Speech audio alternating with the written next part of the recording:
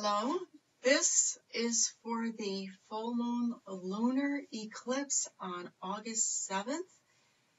Thank you for joining me. My name is Donna Page and my website is Loving Light Astrologer. The full moon eclipse is in Aquarius.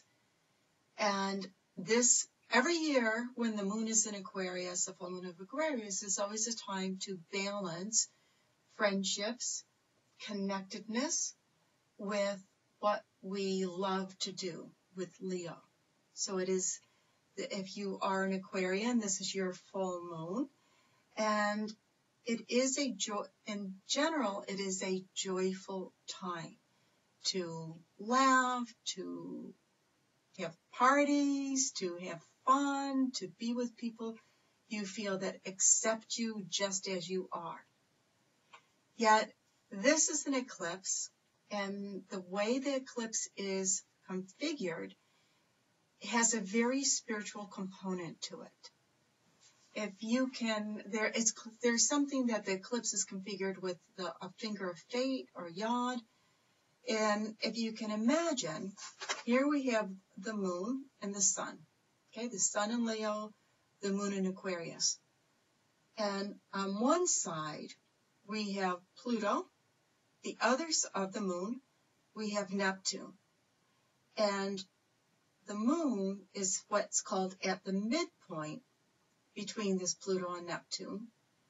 And here's the sun, and that's the finger of fate, that yod configuration.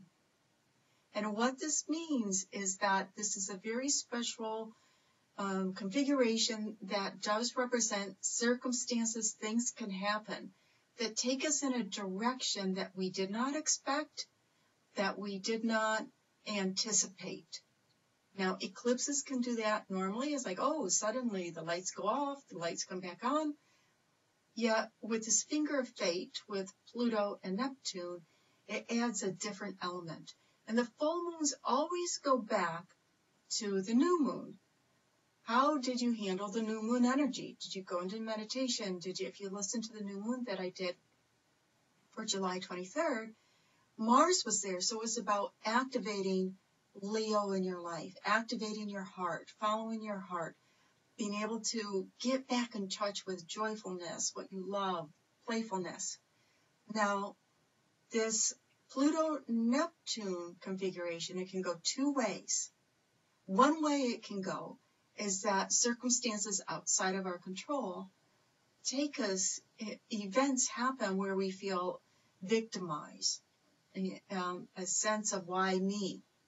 And there can be a lot of drama that comes up with it. And yet, at another level, if you're activating that following your heart and being able to do what you feel in your gut that's important for you to do, just because it speaks to you, it is part of the authentic self of fabric of who you are and the life that you want, then there is this element of manifesting more of a purpose, of a greater ideal, of being able to do something that you really believe in, even though the Aquarian energy, maybe others don't understand it, they don't, it's like, oh, are you really out there? That feeling of, I don't really need to explain to you why I need to go into this direction, but I just know within me it's something that is pulling me in a way that I can't quite explain. Neptune can't quite explain. It's the ephemeral. It's that which you can't see. But I feel deep in my core, Pluto, that it is essential for me to do this.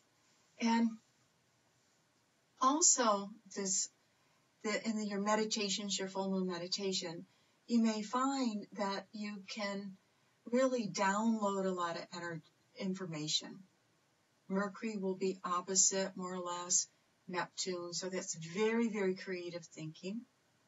But it also can represent fuzzy thinking or people not being totally straight with you. And, I lived in the States, and you set the full moon for Washington, and it's saying that people are going to be fighting, arguing, and lying to each other, but that's politics, and you can say what else is new.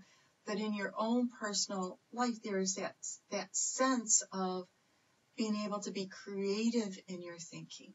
It's a great time for journaling. It's a great time for dream work that can be very good. It's a great time to learn more about any spiritual discipline that you may be interested in, especially if it is not what you were, you grew up with. Because of that Aquarian, let me try in something that's different, that, shamanism, anything that resonates with you. So this, also in this full moon energy, one other thing that I wanted to mention is, here's the chart, is that there's a couple of planets that are vibrating at the 28-degree mark. That's Uranus and Chiron. And if you have any planets in your chart that are at 28 degrees, you may feel this need to break free from the change, break free from the past, very deeply and very profoundly. Enjoy the full moon.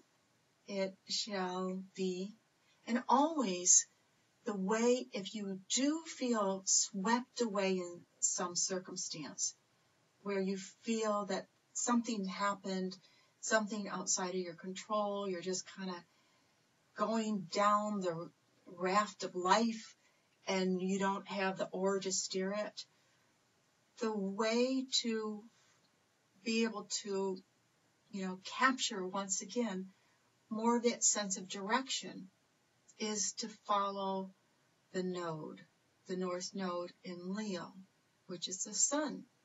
And it goes back to that new moon in Leo, which is listening to your heart center, and most of all, being courageous. The other aspect of that new moon in Leo, which is, you will see how it can unfold by the full moon, is how active you've been in putting effort into that which that inner side of you is whispering, this is time to do this. This is time to be courageous. This is time to step out. And so if you feel a little bit, I don't know, I don't feel that I can control, I'm not in control of my life anymore. Circumstances are just taking me this way and that way. Go back to that center, do that depth of meditation, that depth of what can I do? How motivated am I to take action here? In not necessarily what makes logical sense from the outside world, but from your heart center, the wisdom from your heart, which may or may not be the same thing as is like, okay, this is what the world says that I need to do. Whether it's an agreement with what the world says, whether it's a parent or a sibling or whomever, a friend, a spouse, it's really what's in your heart, what your heart says to take action on. Enjoy the full moon, and as always, thank you for tuning in.